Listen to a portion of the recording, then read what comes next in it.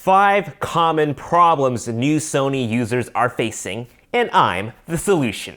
And thank you Squarespace for making this helpful guide possible. The first problem. I've been noticing an influx of Facebook posts that people are seeing these weird lines in their photos when they're shooting portraits or weddings or events. Unfortunately, I don't know how to fix that after you've taken the photo, but I know how to prevent it in the future. Usually these lines start to appear in your photos is because you are using Flash. If you are using Flash, turn off electronic front curtain shutter. That's usually the case when those lines appear. And to be honest, you don't really need to have that on.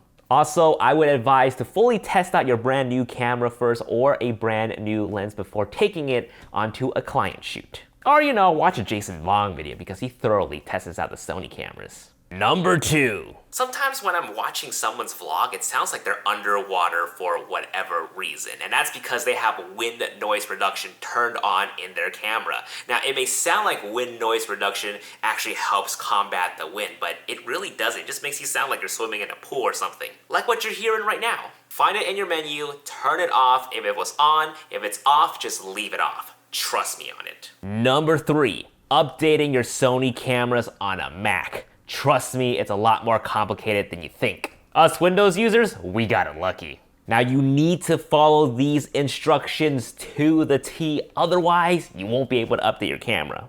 I will have what you need to download in a description box below. Download the updater from Sony's website, make sure it's for Mac. By the way, you may need to register for a Sony account first before they actually let you download the update. It's weird, but yeah. After the download, open the DMG, open the resource folder, right-click on Software Updater, and click on Show Package. Navigate through Content, macOS, until you see System Software Updater. Run it. It is important that you also go to your security settings and unlock your Mac, and click Allow for any prompts the Sony Updater needs. After, you should see some codes running like in the Matrix.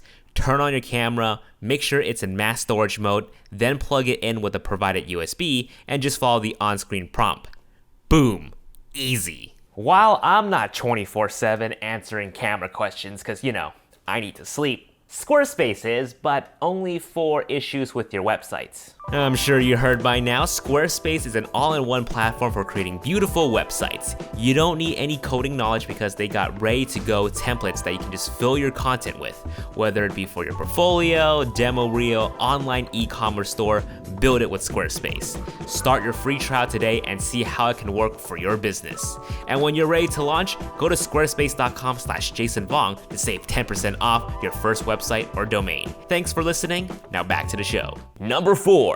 Overheating. Again, I've been seeing a lot of this on Facebook where people are seeing these orange symbol and then their camera randomly turns off and they're like, oh my God, what's happening? Is my camera gonna blow up? No, your camera's not gonna blow up. It's just preventing itself from blowing up. Just kidding, it's not gonna blow up. It's just a way to prevent itself from having any sort of internal meltdown, and you don't want that for your camera. And just to clarify, this is for a video shoot, a 4K video shoot. If you are doing long-term 4K recording, like more than 30 minutes long, you wanna turn on auto power temperature. You wanna set auto power temperature to high. That way it raises the heat tolerance of your camera. That way when it starts feeling hot, it won't shut itself off and continue to record for as long as it needs to. But that's also dependent on the environment that you're shooting in. If you're shooting in 120-degree Fahrenheit weather out in a desert, of course, even a human being is gonna overheat in that situation. Personally, for me, I've had my a7R III and a7III running for about 40 minutes straight in an 85-degree Fahrenheit temperature while shooting a wedding ceremony. And by the end of it all, no orange symbol, the camera was mildly warm. But everyone's experience and situation will be different depending on the environment and the cameras that they have. But definitely try out the auto power temperature thing first. Number 5, eye detection is not working in video. Eye detection never works in video. I don't know what you're talking about. So the common misconception with eye detection autofocus is that it works in video mode as well, but that's not the case. It only works in photo mode. In video though, we do have face detection. However, there is a small group of users reporting that face detection does not work when you're shooting in 4K. I can assure you, face detection autofocus does work in 4K. The only reason why it's not working is because you have one of two things going on. Number one, you have proxy recording turned on. When you have proxy recording turned on, face detection autofocus goes out the window. On top of that, proxy recording also disables 120p as well, so you won't be able to shoot in that mode if you have proxy recording turned on. The second reason why face detection may not be working in 4K is because you are using an external monitor. Now, strangely enough, face detection does work with an external monitor if you're shooting in 1080p, but not in 4K.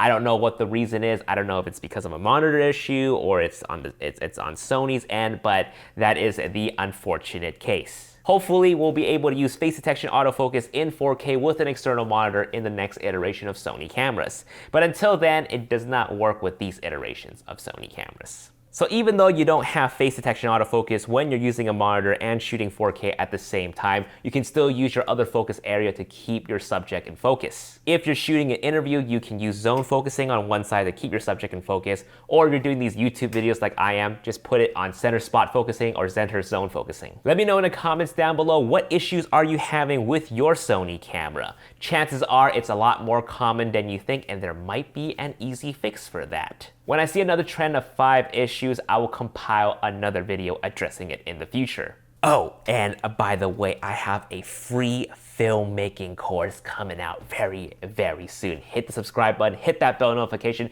to be alerted when they drop. I am super excited for them and I can't wait to share it with you guys. Thank you guys so much for watching. I'll see you guys in the next video. Peace.